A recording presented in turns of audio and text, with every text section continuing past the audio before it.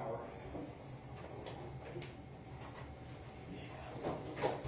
This is gonna work. I think, I'm trying to think positive here. We appreciate you guys letting us do all this. Yeah, so they have power on it, so yeah.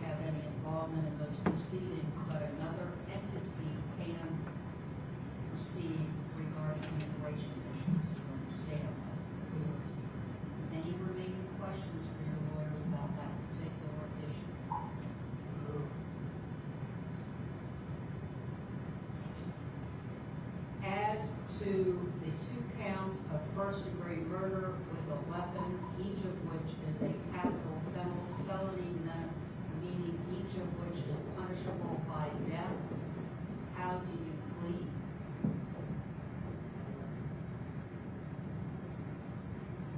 Contest.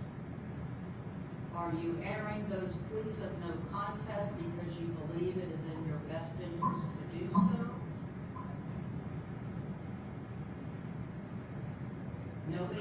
Nobody else can answer that question but you, No sir. contest. All right, listen to my question. Are you entering those no contest pleas because you think it is in your best interest? All right, Mr. McKean, do you understand what a no contest plea is? All right, tell me in your words what you think that is. Make sure you understand what you're doing here today.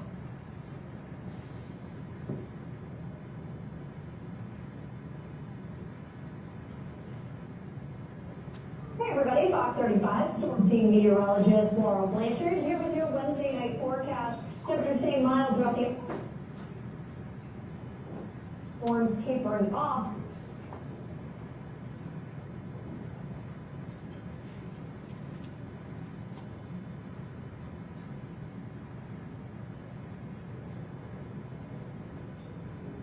All right, Mr. McKean, let's try it again. You conferred with your lawyers to hopefully clear up any questions. Tell me what you think a no contest plea means. All right.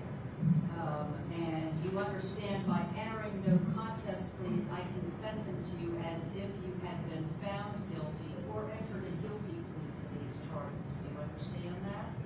You understand that that means you're not admitting, but you're not denying the state can prove the charges against you. Do you understand that? Has anyone forced or threatened you in any way to do that? For those who are listening, if I can have all of you please keep yourself muted until you speak. If you are going to speak, we're getting a lot of feedback and interruption in the courtroom. So the person who signed in as Ms. Turner, if you please turn off your microphone. I'm sorry, how do I turn off the mic? Click on the microphone symbol on your screen. Oh, I don't have one. It's not letting me mute. I'm so sorry. That's all right. Just please be quiet while we're conducting the proceedings. It's going to be one of those afternoons we'll still. All right. As to each count of first-degree murder with a weapon, state you have an announcement. We're waiving the death Yes, penalty. Yes, we are. All right. As to each count, Mr. McKean, you are hereby adjudicated guilty, sentenced to life in prison without the possibility of parole on count 1 and count 2. Those are concurrent sentences. Costs are ordered, public defender fees, all of which are reduced to civil judgment. Madam Clerk, although this is a mandatory life sentence, what is the credit that we need to account for use? It is 1,136 days. All right, Mr. McKee, pursuant to these pleas, you do have 30 days right to appeal these sentences. If you cannot afford a lawyer for that purpose, I will appoint one for you. Now, I understand we have several members of not only victims, next of kin, some in person, some on Zoom, who may wish to be heard by the court, and I also understand that Mr. McKee has a sentence, has a statement rather that he wishes to have read by his counsel. Is that correct? That's correct, Your Honor. All right, Ms. Roberts, first we'll hear from you, and then we'll hear from the next. Yes, Your Honor. Mr. McKee, with the assistance of his legal team and contact of the statement, I'm very sorry for killing you all. I've suffered from mental illness for a long time. I offer this information not as an excuse, but as a reason. I got lost in Daytona and could feel the symptoms of my mental illness. I know that I did a bad thing, and that is not who I normally am. life since I started taking my medication. I know that your family will be hurting forever. I am truly sorry they did nothing that night to deserve to die. I am sorry to my family for hurting them with my actions. I appreciate their support. They have been supporting me all of my life, including now. Hakeem, Dee, Dax, Selena, Lorraine, Rosie, Risha, all of my family. I love you. All right, thank you, Mr. McKee. You may have a seat. And Mr. Lewis, who would like to Yes, ma'am. make a statement? I'd like to have Mr. Pendleton come up, please. Yes, sir. Mr. Pendleton, come on up.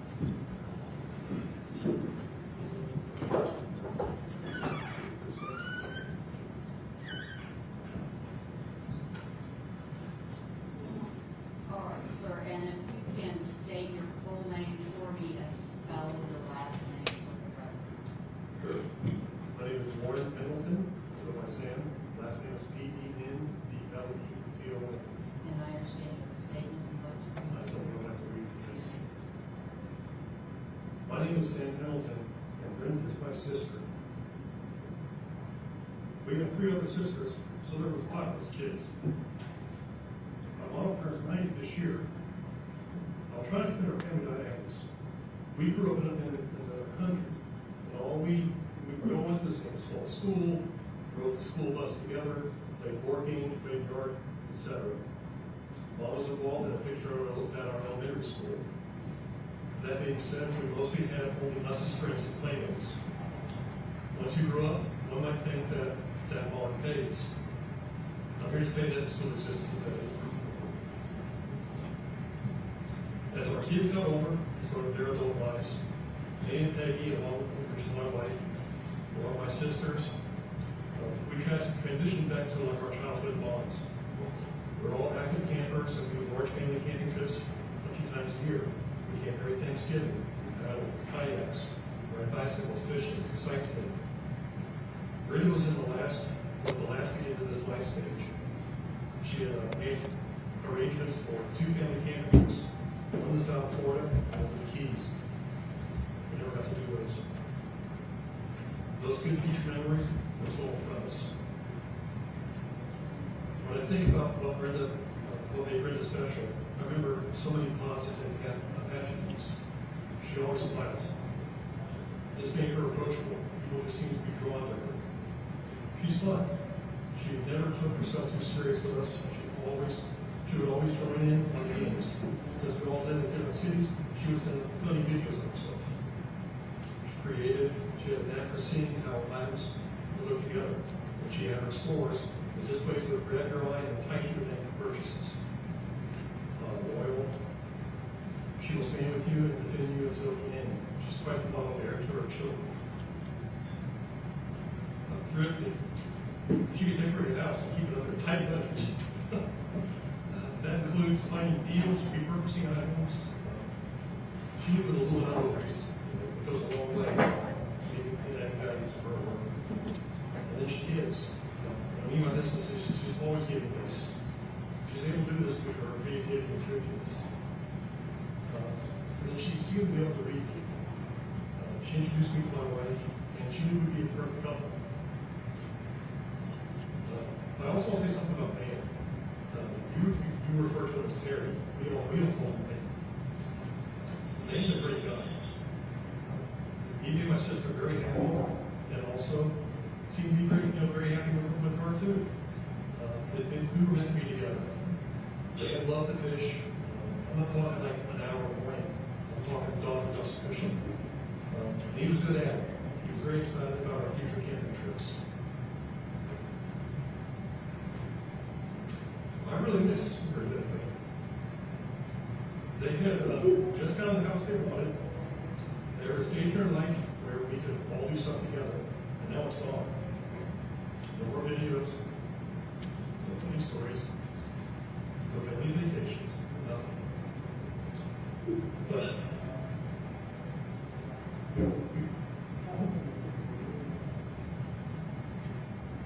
we still hear from her. It seems guilty, but we all have strange coincidences. Mine was a dream, and it was just after my sister was working. I saw her at a thrift store shopping, and she was always on the empty room. So he was not unexpected. I walked up to her and I asked, how'd you get here? You're dead. And the response was, "You'll be all right." I was confused. I had commented that she had a lot of items in her cart. And I said, that looks expensive. She said, again, I'm all right. It looks like almost $100 worth of stuff, which is a lot of stuff for a thrift store. So I said, are you sure? And again, she kept saying, it will be all right. When they rang up the purchase, it was $11.50. She looked at me and said, see, it was all right. I woke up and told my wife the story, and I thought it was a odd dream. We couldn't understand the importance of this $11.50. Later that day, we were notified that the police had apprehended the murderer. I shared that story with my family and a few friends, and each time I focused on two things. Everything will be all right, and that person will live 50. That stuck in my head, and it wasn't until today that I understood the meaning. 1,150 days ago, we found out the murderer had been detained. I don't think God was somehow telling me that everything would be all right.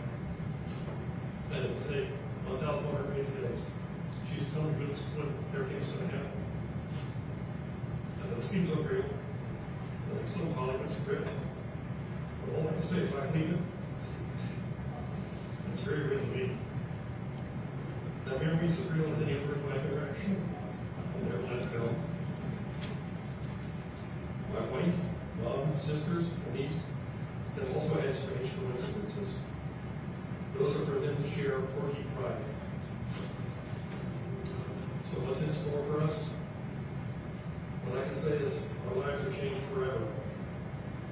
We will never be able to build future memories with my sister. We will always be one about the past. We will continue to build memories with those of us that are left. It'll be all right. Thank you.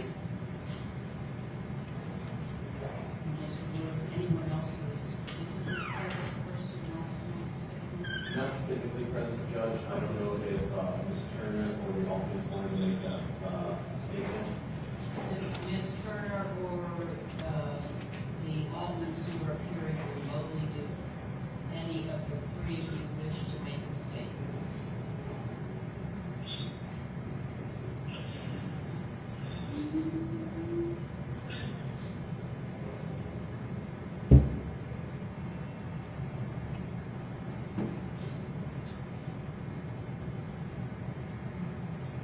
Not sure what that means, if she needs a moment, Mr. Lewis, you want to, Ms. Turner, would you like to make a statement or not? You're obviously not required to, but I want to give you that opportunity if you would like.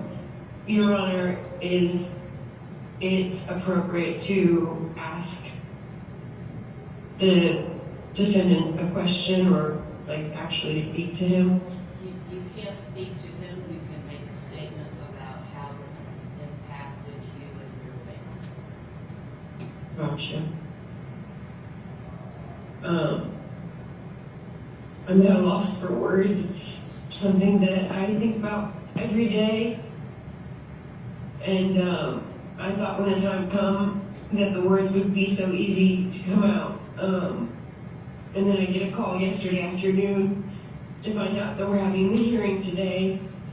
And I just felt paralyzed and I haven't been able to get anything together. All I know is that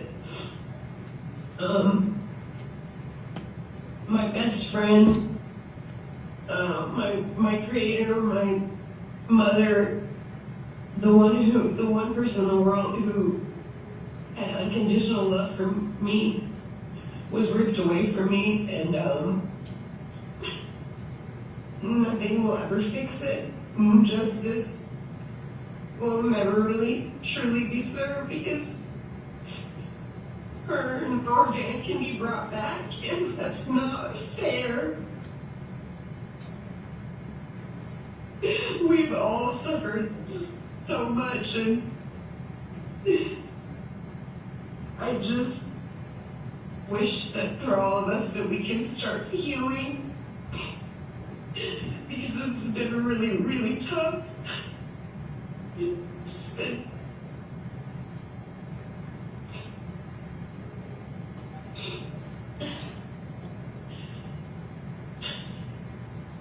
that's about it. I don't know what else to say. I'm just happy to know that he'll never be able to do it to anybody else. Thank you, Ms. Turner, and that was Sarah Turner for the record.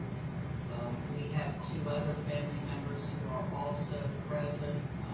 Do any of the others who are present remotely wish to make a statement?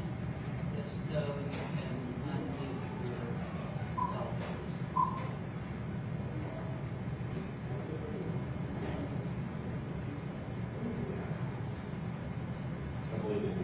All right, I will take that as an indication that no one else wishes to make a statement. As the court has indicated, sentence has already been imposed. Mr. McKee, you do have 30 days right to appeal these sentences. If you cannot afford a lawyer for that purpose, I will appoint my lawyer. That concludes the proceedings. Thank you, Judge.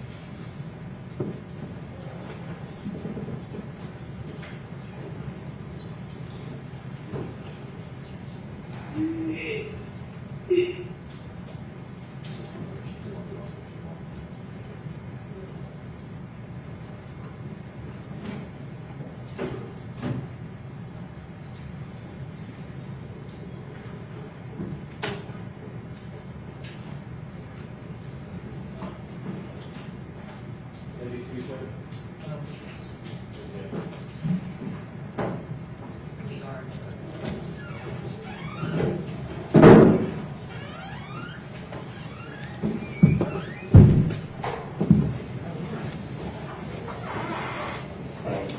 We are going to go upstairs. Just follow up with the third floor. Okay.